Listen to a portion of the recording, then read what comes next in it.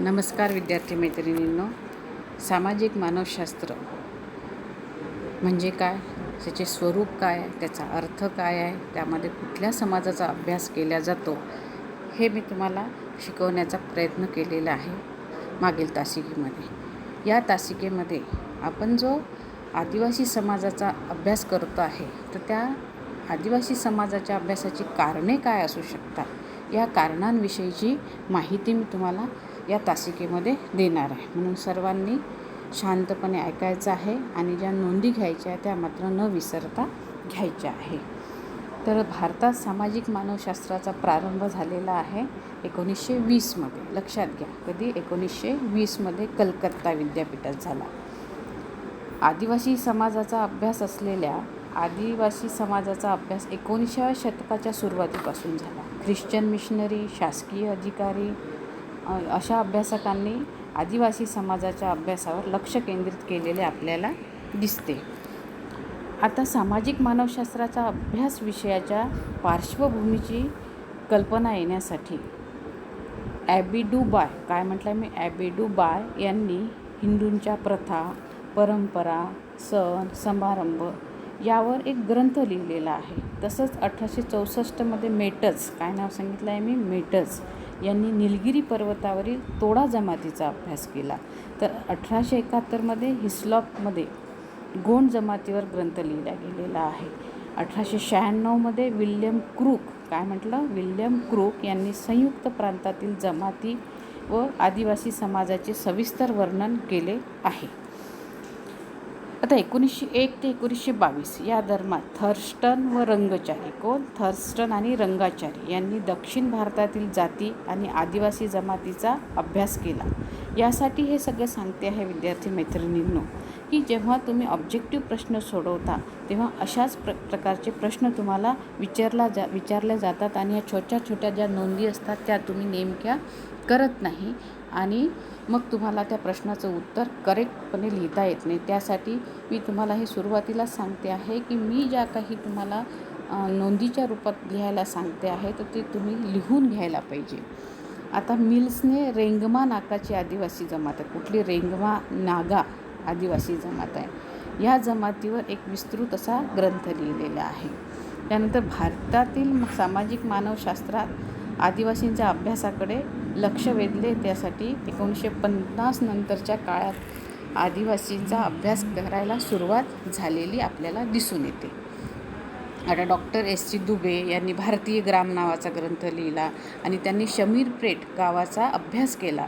M.N.. Shrinivas यांनी आठवणीतील ग्राम यांनी अभ्यास केला आणि आठवणीतील ग्राम हे पुस्तक लिहून संपूर्ण आदिवासी समाजामध्ये असणारे सण, समारंभ, चालीरीती ही विस्तृतपणे मांडण्याचा प्रयत्न केलेला आहे. तर ही झाली पार्श्वभूमी अभ्यासाच्या कारणांची. आता आपण बघूया आदिवासी समाजाच्या अभ्यासाची कारणे. आता कारणांमध्ये मी तुमच्या समोर एक PPT सादर केलेली आहे. त्या PPTमध्ये सामाजिक मानवशास्त्र आदिवासी समाजाच्या अभ्यासाची कारणे असं म्हटलेलं आहे. तर त्या कारणांमध्ये पहिल्यांदा आपण विचार करू ऐतिहासिक दृष्टीने महत्त्व. आता आदिवासी समाजाला ऐतिहासिक दृष्टीने फार महत्त्व आहे. ही इतिहासाची एक महत्त्वपूर्ण बाजू आहे. आपण जर आदिवासींच्या अभ्यासाची उपेक्षा केली मैत्रिणींनो, तर समाजाच्या ज्ञानाच्या एका मोठ्या कोशापासून आपण खूप वंचित राहू. आपण वंचित राहू नये म्हणून आदिवासीच्या ऐतिहासिक दृष्टीने अभ्यास करणं आज काळाची गरज बनलेली आहे. कारण काळानुसार आदिवासी समाज नष्ट होऊ शकतो. तेव्हा इतिहासाच्या या कडीला माहितीकरता कोणतेही साधन उपलब्ध मिळत नाही. म्हणून आपल्याला आदिवासी समाजाचा इतिहास पाहणे आदिवासी समाजाच्या अभ्यासाच्या दृष्टीने अत्यंत महत्त्वाचे. आता हा झाला ऐतिहासिक दृष्टीने महत्त्व असलेला एक पॉईंट. आता दुसऱ्या पॉईंटकडे वळूया आपण, तो आहे आदिवासी समाजाची संपूर्ण माहिती संकलन करणे. आता यासाठी संकलन करणे म्हणजे आता आदिवासी समाजाचा अभ्यास तर जवळजवळ 15व्या शतकापासून सुरू केलेला आहे. जेव्हा युरोपातील प्रवासी आपल्या भारतामध्ये व्यापारासाठी यायला लागले तेव्हापासून आदिवासी समाजाचा अभ्यास सुरू आहे. त्यांनीसुद्धा आदिवासी समाजावर अनेक प्रकारचे नोंदी ठेवलेल्या, त्या नोंदीचा जर आपण वापर केला तर आदिवासी जमात कशी विकसित होत गेली हे आपल्याला यामधून दिसून येते.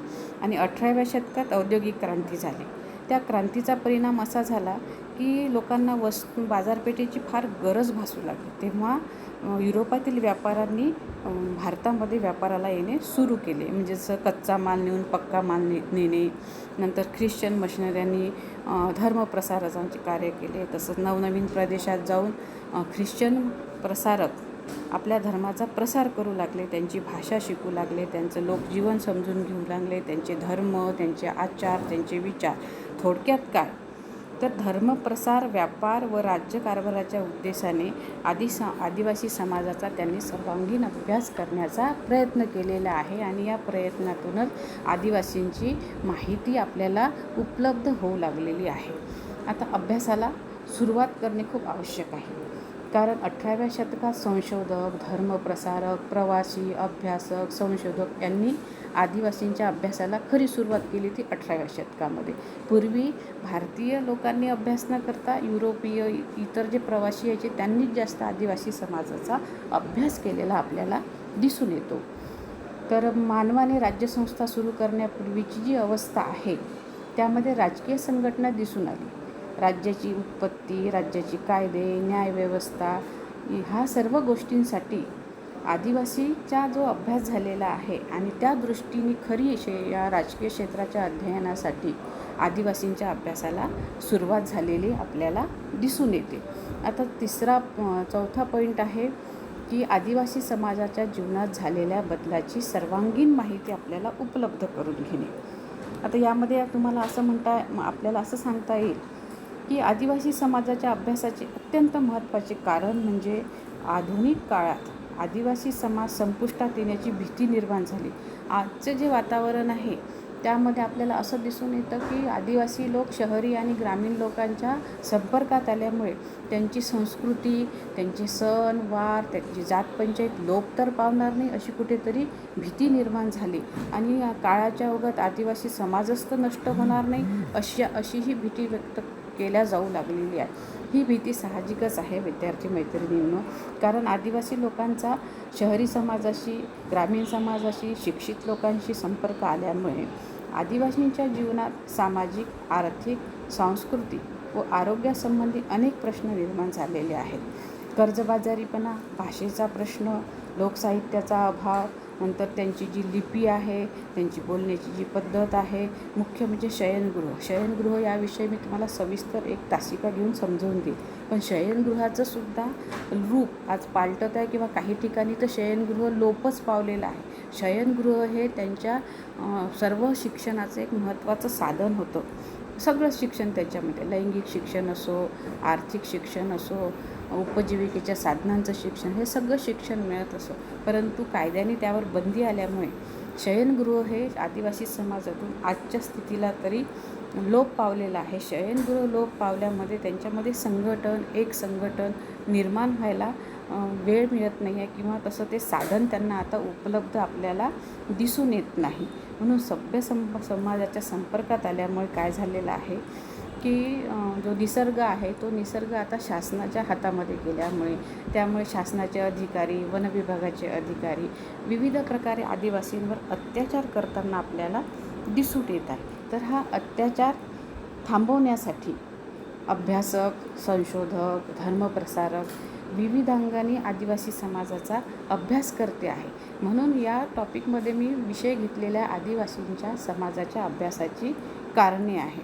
कारण अभ्यासक नंतर संशोधक यांनी जर आदिवासी समाजाचा अभ्यास केला नाही, त्यांचे सण संस्कृती यांचा अभ्यास केला नाही आणि त्याचं जर लिखाण केलं गेलं नाही संशोधकाच्या दृष्टीने, तर काही काळानंतर आदिवासी जमात नष्ट होऊ शकते. ही जमात नष्ट होण्यापासून जर आपल्याला काही करायचं असेल तर एक आपण संशोधक म्हणून, एक सामाजिक कार्यकर्ता म्हणून, एक सामाजिक बांधिलकी म्हणून आपल्याला हे काम करणे आवश्यक आहे. कारण आजची जी स्थिती आहे ती अशी आहे विद्यार्थी मैत्रिणींनो की आदिवासी लोकांच्या निरक्षरतेचा फायदा अनेक सुशिक्षित लोक जमीनदार घेत होते त्यावेळेस. आता आपण पाहतो की अधिकारी, विशेषतः कुमारी मातांचा जो प्रश्न निर्माण झालेला आहे तो आपल्या यवतमाळ जिल्ह्यामध्ये झरी जामणी येथे मोठ्या प्रमाणात आहे.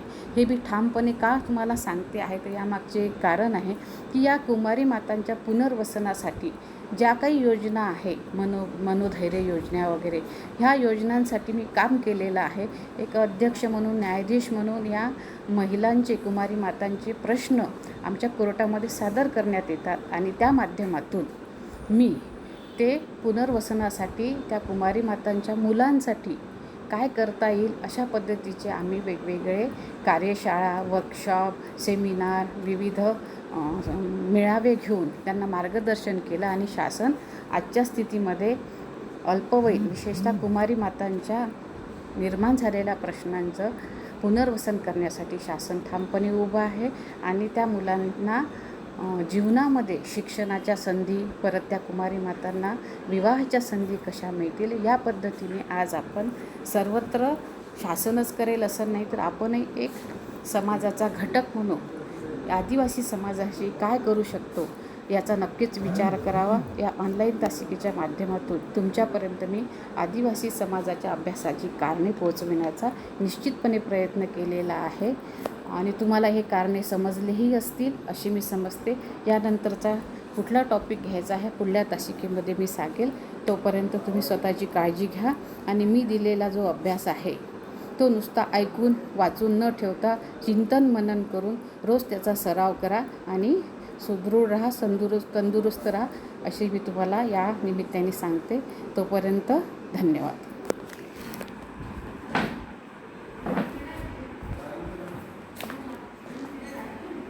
कुठे गेला ग मॅडम? का तर बंद नाही होऊन कसं करायचं मग? हे ना